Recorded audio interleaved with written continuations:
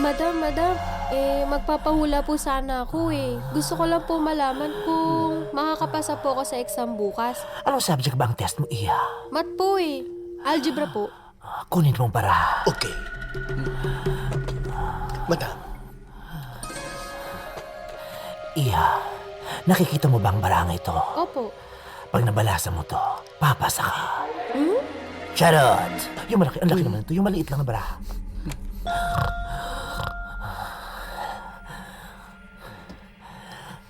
Balasahin mo ang barang ito. Itaob mo. Ikat mo sa 3. Sa bawat cut, pumili ka ng tag-iisang bara. Huwag mong ipapakita sa akin. Mamamatay ka. Itaas mo ang unang barahan ng hindi pinapakita sa akin. Anong number ng barang ito? 10 po.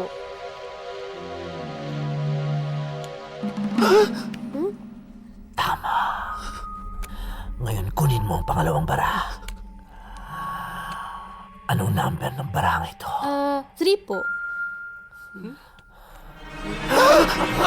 Tama.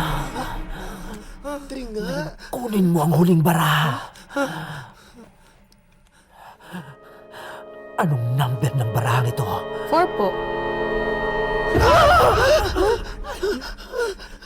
Tama! Ano pong ibig sabihin nun?